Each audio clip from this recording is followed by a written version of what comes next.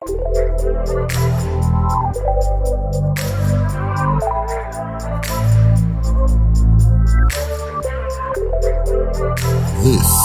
is the Unawarded Black Podcast with your host, Jay Watts.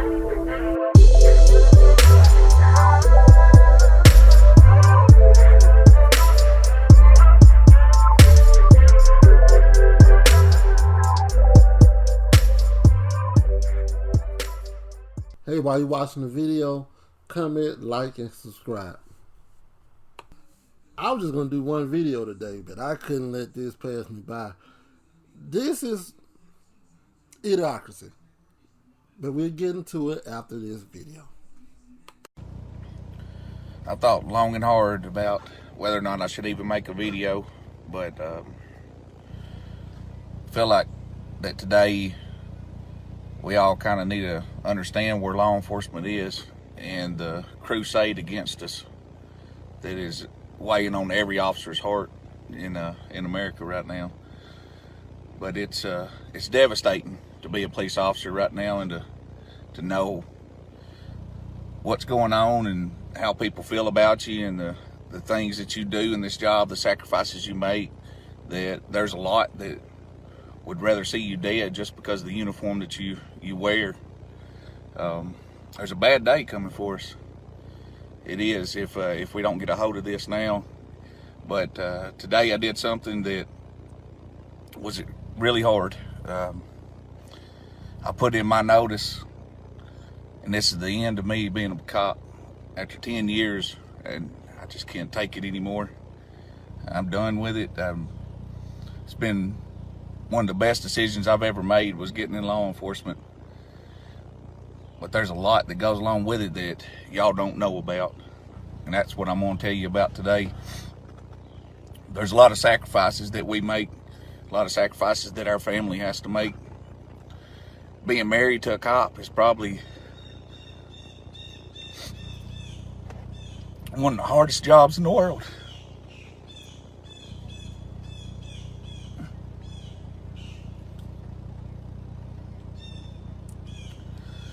You don't know the torment that they go through,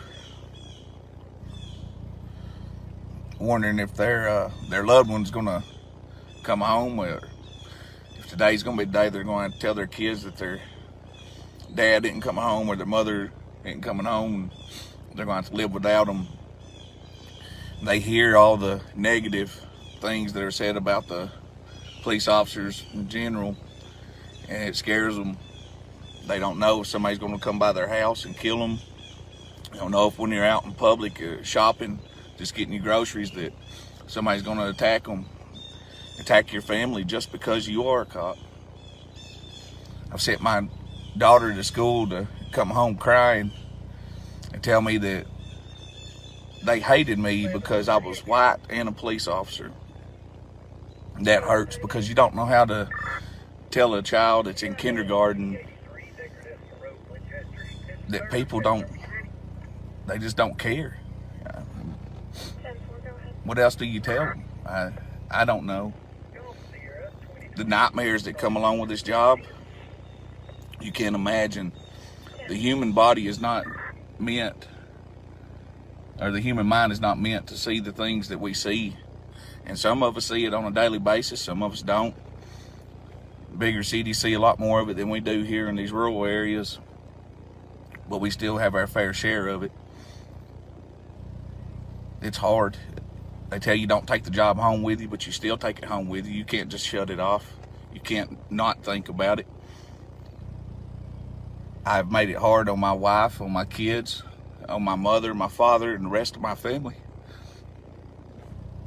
For 10 years, because I haven't been able to go out in the real world and have fun the way that the rest of the world does, because I worry constantly about what could happen. Can't take my kids out on the water on a boat because I'm constantly scared that something's going to happen. They're going to fall off, they're going to drown, the boat's going to catch on fire. I mean, just anything. I worry about them whenever they go away with their grandparents, whether or not they're going to make it to the house or they're going to be involved in a fatal wreck. Those are things that normal parents don't think about constantly like I do. You don't know what it's like to wake up 5 or 6 times a night to go check on your kids because you've had bad nightmares and you just want to make sure that they're both still alive, that something didn't happen while they're asleep.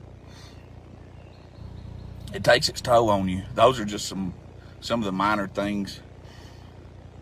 But at some point, you say it's enough. And I'm at that point. I've hit enough.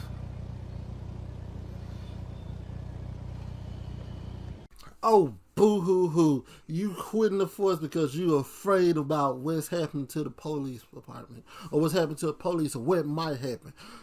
You know what?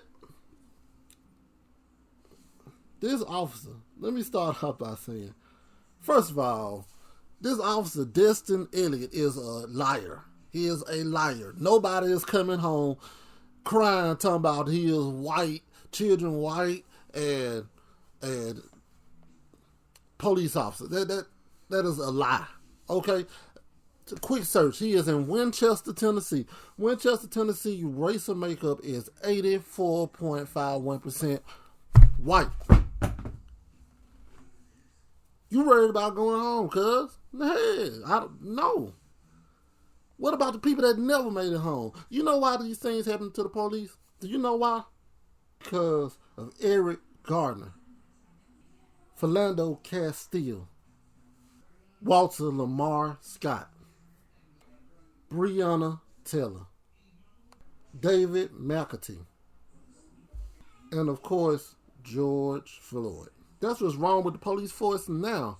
Y'all think it's a war against you instead of you protecting the people. What are we going to do like you are a people yourself? You are not. You are a police officer. You are black, white, Latino, Asian. Ooh, this makes me upset. I hope they go outside and have a party the day he quits because really, I don't give a shit. I hate to say it, but really, I hope you quit and never find another job.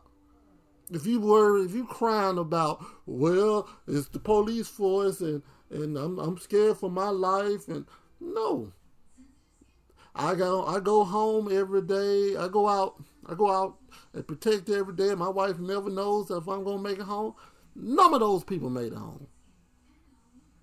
You go home every day.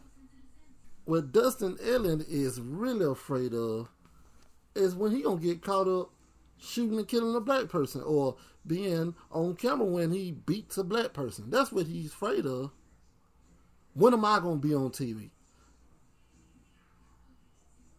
This guy is a liar about everything. Everything he said was just a lie. He ain't afraid of when they gonna call his wife about him getting killed. He afraid of when they gonna call his wife about when he get arrested for killing a black person. He on camera. You know what, Dustin Elliott? From me to you, get riddance. Well, anyway, that has been my time today. This is the Unawarded Black Podcast with your host, Jay Watts. Like, subscribe, follow my anchor, comments. Just hit me up. All right, I'm out. Catch you later.